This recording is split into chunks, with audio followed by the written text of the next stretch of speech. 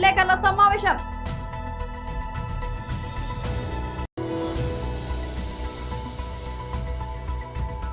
BJP రాష్ట్ర అధ్యక్షుడు శ్రీ ఎన్ రామచంద్రరావు మీడియాతో మాట్లాడుతున్నారు.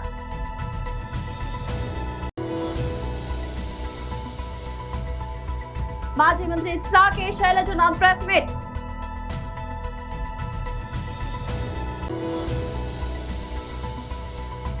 నీట్ వివాదంపై ఢిల్లీలో చెలరేగిన హింసాత్మక నిరసనలు.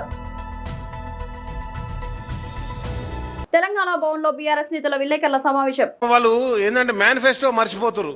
వాళ్ళ మేనిఫెస్టోనే వాళ్ళు పెట్టుకున్నామా పెట్టుకోలేదా అని చెప్పేసి వాళ్ళకి అప్పుడప్పుడు కన్ఫ్యూజ్ వస్తుంది. ఇక వాళ్ళ మేనిఫెస్టో పేజీ నెంబర్ 24. దీనిలో ఏం చెప్పారంటే ఇందిరమ్మ ఇల్లు లేని ప్రతి పేదవాడికి ఇంటి స్థలంతో పాటు 5 లక్షల రూపాయల ఆర్థిక సాయం చేస్తామని వాళ్ళే ప్రకటించారు, మనం చెప్పింది కాదు. దానికి మరి ఆల్రెడీ పేరు పెట్టారు కదా, పేరు పెట్టిన ఇంటికి మళ్ళీ నిన్న 1 లక్ష రూపాయలు బహుమానం ఇచ్చారు. ఎవరికి? ఒక నాగరాజు అని చెప్పేసి ఆయన ఎక్కడంటే నకరికల్ ఆయనకు నాగరాజు, కొండ నాగరాజు అంటే ఆయన 1 లక్ష రూపాయలు ఇచ్చారు. అరే పేరు పెట్టింది మీరే, ఇల్లు కట్టిస్తామన్నది మీరే, మళ్ళీ 1 లక్ష రూపాయలు ఆయనకి ఎందుకు ఇచ్చారో నాకు అర్థం కాలే. సరే మీరు పెడితే ఏం పేరు పెడతారు? అయితే ఇందిరమ్మ పేరు పెడతారు. అన్నపూర్ణ పేరు తీసేసి ఇందిరమ్మ అని పెట్టారు. లేకపోతే రాహుల్ గాంధీ, సోనియా గాంధీ, రాజీవ్ గాంధీ ఎవరో ఒకరు ఆ గాంధీలే ఆ కాంగ్రెస్ పార్టీ పేర్లే పెట్టుకుంటారు.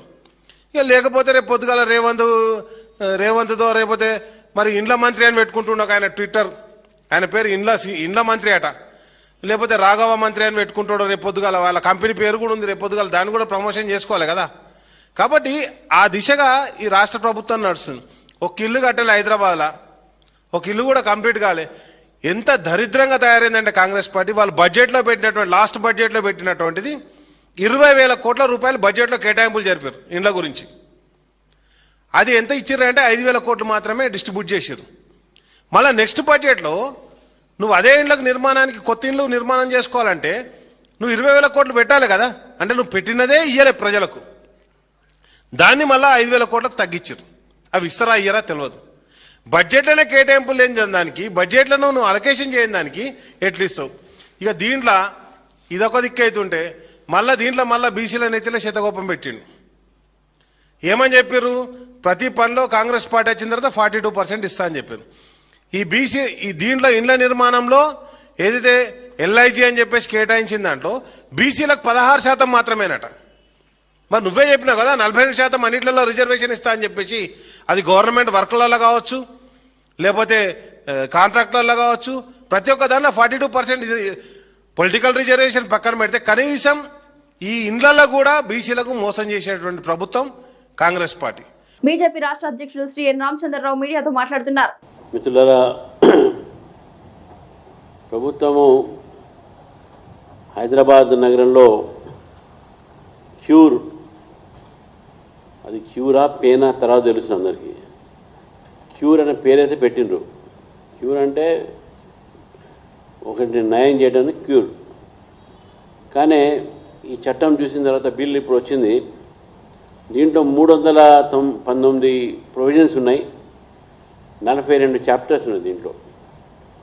అయితే ఈ యొక్క క్యూర్ ఏదైతే GHMCని వీళ్ళు రీప్లేస్ చేస్తారు, యాక్ట్ని, చట్టాన్ని. 1955 చట్టంలో మార్పులు తీసుకురావాలి. ప్రజల అవసరాలతో పాటు మార్పితే తప్పేం లేదు, మాకు అటువంటి అభ్యంతరం ఏం లేదు. అయితే ఈ క్యూర్ పేరు మీద వీళ్ళు చేసేటటువంటి అనేక ప్రొవిజన్స్లో దాంట్లో కొన్ని అభ్యంతరాలు ఉన్నాయి. ముఖ్యంగా ట్యాక్సేషన్ సిస్టంలో ఎక్కడ కూడా సైంటిఫిక్ ట్యాక్సేషన్ లేదు.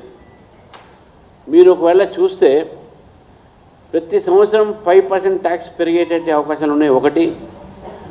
రెండోది, రిజిస్ట్రేషన్ వాల్యుయేషన్ మీద మీకు ట్యాక్స్ ఫిక్స్ చేస్తారని ఒకటి. తర్వాత ఇప్పుడున్న ట్యాక్స్ స్ట్రక్చర్ ఏదైతుందో దాని తర్వాత ఎటువంటి స్ట్రక్చర్ తీసుకుని ఇది మొత్తం యూనిఫార్మిటీ లేకుండా ఒక ట్యాక్స్ దోపిడీ ఉంటుంది. ఈ క్యూర్ ప్రజల్లో లోకల్ బాడీలో ట్యాక్స్ దోపిడీ ఉంటుంది. అదేవిధంగా వాటరు, సివరేజు ఈ రెండు కూడా సపరేట్ బోర్డుగా చేసేటటువంటిగా ప్రయత్నాలు జరుగుతున్నాయి. మరి దాంట్లో కూడా రెండు సపరేట్గా ఇప్పుడైతే కలిపే ట్యాక్స్ కడతా ఉన్నారు, మరి సపరేట్ ట్యాక్సెస్ అవుతాయి. ఎవరు అంటే ప్రజల మీద ఎంత భారం పడుతుందో ఒక్కసారి మనం ఆలోచించాలి. రెండోది ఇక్కడ విషయం ఏంటంటే గతంలో జిహెచ్ఎంసీలో మ్యాండేటరీ ఏంటంటే వార్డ్ మెంబర్స్గా కొంతమంది వాళ్ళు సెలెక్ట్ చేసుకొని లోకల్ కార్పొరేటర్స్ వార్డ్ మెంబర్స్తో పాటు స్థానిక సమస్యలపైన స్థానికంగా ఉన్నటువంటి ఒక పరిపాలనలో భాగంగా ఉంటుండే. ఇది 74 అమెండ్మెంట్ 74th అమెండ్మెంట్ సంబంధించినటువంటి ఒక స్పిరిట్ అది. అంటే పార్టిసిపేషన్, లోకల్ బాడీలో పార్టిసిపేషన్ ఆఫ్ ది పీపుల్. దీంతో అర్బన్ లోకల్ బాడీస్లో వార్డ్ మెంబర్స్ అనేది ఉందో ఇది మ్యాండేటరీ, చట్టంలో మ్యాండేటరీ అది. ఇది దీంట్లో ఎక్కడ కూడా వార్డ్ మెంబర్స్ ఒక అభిప్రాయాలు కానీ ఎక్కడ కానీ లేదు ఇక్కడ. తర్వాత ఎన్నుకోబడ్డటువంటి ఒక ఏవైతే ప్రజాప్రతినిధులు ఉంటారో కార్పొరేటర్స్ కానీ కానీ వాళ్ళకు సంబంధించినటువంటి కూడా దీంట్లో ఎక్కడ కూడా రోల్ ఉంటుంది అనేది ఎక్కడ స్పష్టంగా లేదు. అది మాజీ మంత్రి సాకే శైలజనాథ్ ప్రెస్ మీట్. ఢిల్లీ వీధుల మీద అత్యంత దుర్మార్గమైన దమనకాండను ఎదుర్కొని మరి ప్రజల గొంతుకను విద్యార్థుల గొంతుకను వినిపిస్తున్నారో మనం అందరం ఆలోచించాల్సిన అవసరం ఉంది. ఇక్కడ స్పష్టంగా వైఎస్ఆర్ కాంగ్రెస్ పార్టీగా ఒక మాట చెప్పాలనుకుంటా ఉన్నాం. విద్యార్థులు యువత చేస్తున్న ఆందోళన అది బాధ్యతాయుతమైన ఆందోళనగా ప్రభుత్వాలు పరిగణించాలి. వాళ్ళ ఆందోళన వెనుకున్న సమస్య, ఆ సమస్యకు పరిష్కారాన్ని చూపించడం అన్నది ప్రభుత్వం యొక్క బాధ్యత. ఇందులో ఎటువంటి హింసకు తావుండడానికి వీల్లేదు. శాంతియుతంగా నిరసన చేయడం అన్నది ప్రజాస్వామ్యబద్ధంగా వచ్చిన హక్కు, లేక నాగరిక సమాజంలో నాగరిక మానవులు చేయాల్సిన పని. విద్యార్థులు, యువకులు ప్రధానంగా వాటితో పాటు ప్రభుత్వ యంత్రాంగం మరింత బాధ్యతగా సమన్వయం పాటించాల్సిన అవసరం ఉంది. లక్షలాది మంది యొక్క నమ్మకాన్ని వమ్ము చేస్తూ వాళ్ళ యొక్క నెలల కొద్దీ శ్రమ, పరిశ్రమ, అట్లాగే తల్లిదండ్రుల యొక్క కష్టార్జితం, ఈ దేశ భవిష్యత్తు కోసం ఉపయోగపడాల్సిన పిల్లల యొక్క ఆందోళన, ఇవన్నీ కూడా ఆ నీట్ పేపర్ లీక్తోనే ఈ భారతదేశంలో పరీక్షా విధానం ఎంత అన్యాయంగా ఉందో అర్థమైపోతూ ఉంది. ఆంధ్రప్రదేశ్ రాష్ట్రంలో కూడా డిఎస్సి పరీక్షల్లో లీకేజీలు, అక్రమాలు జరిగాయని అనేక వార్తలు, ఆధారాలు పేరు మీద మనకు వచ్చాయి, మనం చూసాం. ఇవన్నీ ఏదో రాజకీయంగా కొట్టేయాల్సిన అవసరం లేదు. ఇది రాజకీయం మాట్లాడతారని ఆ రాజకీయాల వలన ప్రయోజనం పొందే వాళ్ళు మాత్రమే మాట్లాడతారు.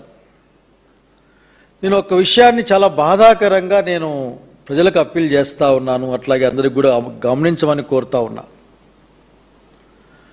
విద్యార్థుల పైన అంటే మాకు అన్యాయం జరిగింది, ఈ అన్యాయాన్ని సరిదిద్దండి అని ప్రజాస్వామ్యబద్ధంగా మాట్లాడడానికి ఉంటే, లేక నిరసన కార్యక్రమాన్ని అక్కడ కొనసాగిస్తూ ఉంటే, మనమందరం ఆ దృశ్యాల్ని చూశాం. అత్యంత బాధాకరమైన సన్నివేశాలు. చివరికి మేకులు కొట్టిన లాఠీలతో పిల్లల్ని కొట్టారంటే గుండె తరుక్కుపోతుంది.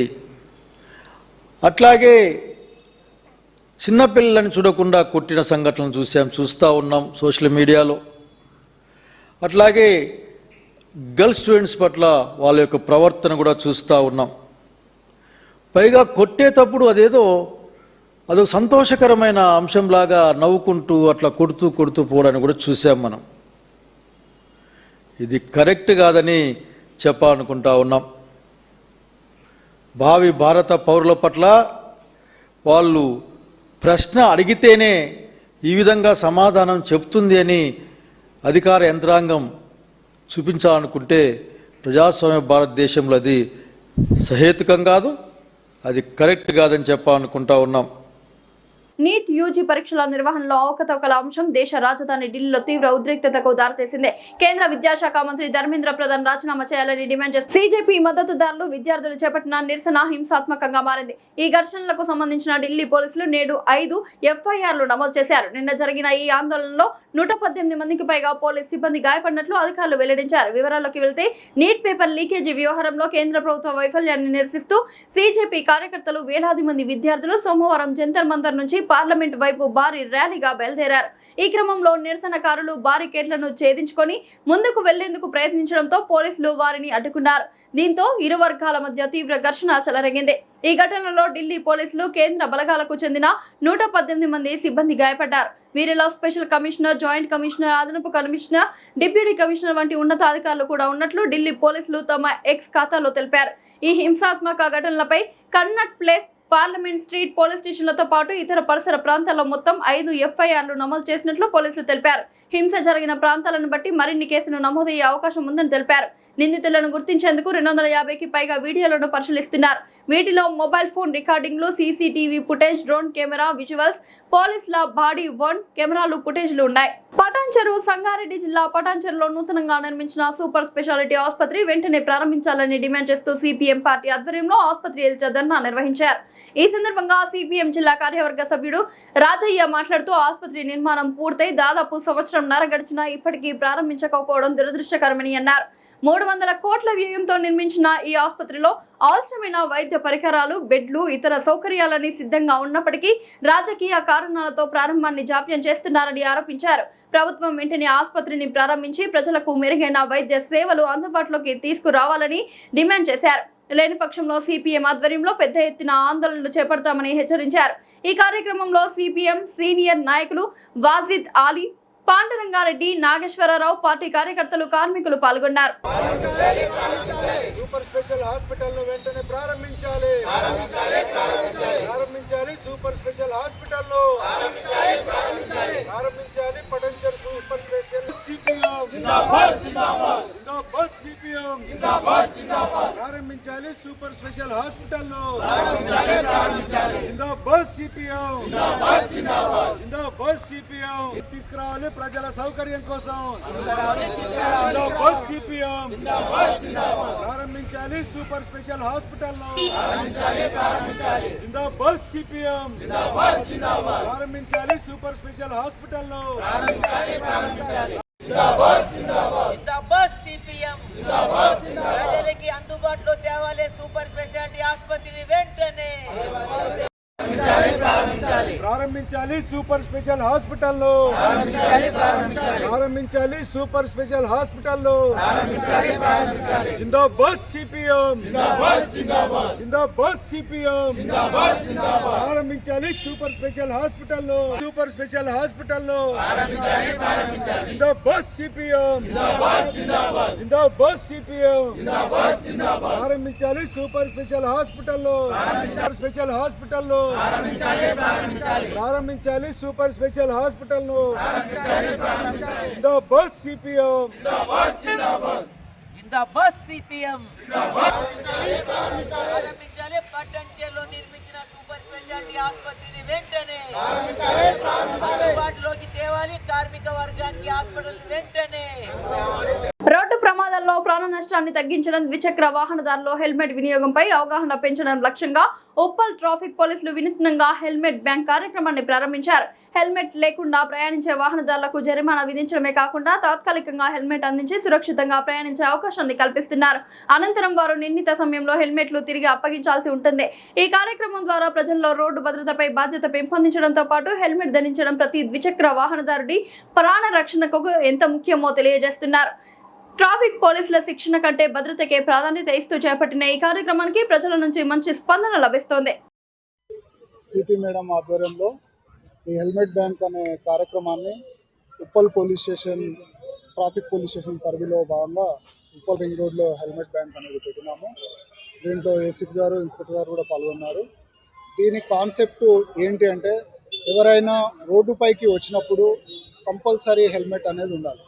కొన్ని అనివార్య పరిస్థితులలో వాళ్ళు మర్చిపోవడం కానీ, అసలు హెల్మెట్ కొనుక్కోకుండా ఉండడం కానీ, ఇట్లాంటి సందర్భాల్లో రోడ్డుపైకి వచ్చినప్పుడు వాళ్ళకి మేము చలాను విధించితే కంటే వాళ్ళకు ఒక హెల్మెట్ ప్రొవైడ్ చేయడమే శ్రేయస్కరం అని మేము భావించినాము.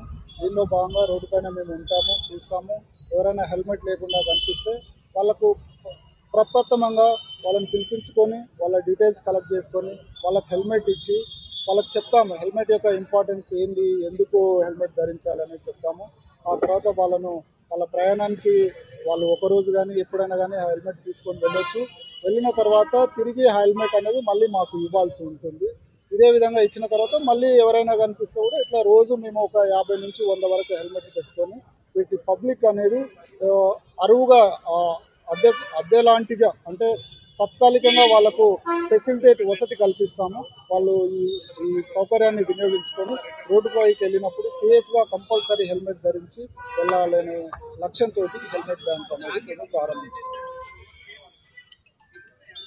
బీజేపీ రాష్ట్ర అధ్యక్షుడు రామచంద్రరావు తన రాజకీయ ఉనికిని చాటుకోవడానికి నిరాధార ఆరోపణలు చేస్తూ ప్రజలను తప్పుదోవ పట్టించే ప్రయత్నం చేస్తున్నారని మంత్రి పొన్నం ప్రభాకర్ ఆరోపించారు. జాతీయ పార్టీ రాష్ట్ర అధ్యక్షుడిగా ఎల్ నినో కారణంగా ఏర్పడుతున్న ప్రకృతి విపత్తు పరిస్థితులపై కేంద్ర ప్రభుత్వాన్ని నిలదీసి తెలంగాణ ప్రజలను ఆదుకునేందుకు కేంద్రం నుంచి నిధులు తీసుకురావాలి. చేతనైతే రాష్ట్ర ప్రయోజనాల కోసం కేంద్రంపై ఒత్తిడి తెచ్చి నిధులు, ప్రాజెక్టులు తీసుకురావాలని డిమాండ్ చేశారు.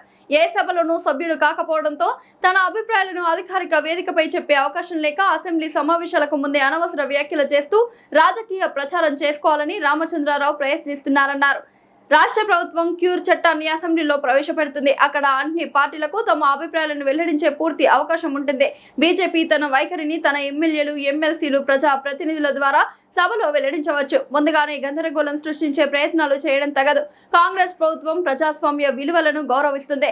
మెజారిటీ ఉందని ప్రతిపక్షాల గొంతు నొక్కే సంస్కృతి మాది కాదు. గతంలో బీజేపీ ప్రభుత్వం అనేక కీలక చట్టాలను సరైన చర్చ లేకుండానే తీసుకువచ్చింది. తెలంగాణ ప్రభుత్వం మాత్రం ప్రతి అంశంపై అసెంబ్లీలో సమగ్ర చర్చ జరిపిన తర్వాతే నిర్ణయం తీసుకుంటుందని అన్నారు. జాతీయ పార్టీ రాష్ట్ర అధ్యక్షుడు రామచంద్రరావు గారిని డిమాండ్ చేస్తా ఉన్నా, మీకు చేతనైతే ఎల్లినో ఏ విపత్తు అయితే రైతాంగాన్ని, తెలంగాణ ప్రజానికానికి ఇబ్బంది పెట్టే పరిస్థితి ఏర్పడ్డదో అదొక జాతీయ విపత్తుగా తీసుకొని కేంద్ర ప్రభుత్వం నుంచి నీకు చేతనైన నిధులు తీసుకొచ్చే ప్రయత్నం చేయి తప్ప ఇక్కడ రాజకీయాల్లో నీ ఉనికిని కాపాడుకోవడానికి మాట్లాడే విధానం చూస్తే ప్రజలకు ఆశ్చర్యం కలుగుతోంది. ఇందిరమ్మ ఇండ్లు కడతా అంటే ఎన్నికల కోసం అంటా ఉన్నావు. మీరేమో ఉద్యోగాలు ఇవ్వరు, మాట మీద నిలబడరు, రైతులకు వేధింపులకు గురి చేస్తారు, దేశవ్యాప్తంగా విద్యార్థులు హక్కును అడిగితే లాఠీచార్జీ చేస్తారు, నిరంకుశంగా పరిపాలిస్తారు. ఇంత అప్రజాస్వామికంగా నేను అనుకున్నా రామచంద్రరావు గారు ఒక విద్యార్థి రాజకీయాల నుంచి ఒక న్యాయవాదిగా నిన్నటి జరిగినటువంటి దేశవ్యాప్తంగా పార్లమెంటులో విద్యార్థులు దెబ్బలు తింటూ కూడా సత్యాగ్రహంగా దాడి చేయండి, కొట్టండి అని చెప్తున్నటువంటి సందర్భంలో వారికి సంఘీభావం ప్రకటించి గొప్పవాడైతారు అనుకున్నాం. కానీ తన ఉనికికి ఎక్కడ ప్రమాదం వస్తుందో అని ఈరోజు రాష్ట్ర ప్రభుత్వం మీద ఏదో విమర్శ చేస్తా ఉండు. ఎక్కడ చట్టసభలో సభ్యత్వం లేక పాపం అతను భారతీయ జనతా పార్టీ ప్రజాప్రతినిధులను లెక్కబెట్టని పరిస్థితుల్లో ఇటువంటి నిరాధారమైన ఆరోపణలు చేస్తాడు. ఇది దురదృష్టకరం. ఇప్పటికైనా జాతీయ పార్టీ రాష్ట్ర శాఖ అధ్యక్షుడిగా నీకు చేతనైతే తెలంగాణ ప్రజలు పడుతున్నటువంటి నేను ఇబ్బందుల్లో కాపాడి కేంద్రం నుంచి జాతీయ విపత్తు కింద నిధులు తీసుకురావాలని సందర్భంగా డిమాండ్ చేస్తా ఉన్నాను. బులెటిన్ ముగించే ముందు హెడ్లైన్స్ మరోసారి. తెలంగాణ భవన్ లో బీఆర్ఎస్ నేతల విలేకరుల సమావేశం.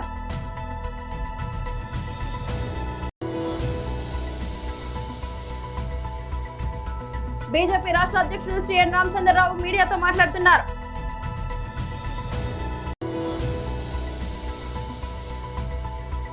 మాజీ మంత్రి సాకే శైలజనాథ్ ప్రెస్ మీట్.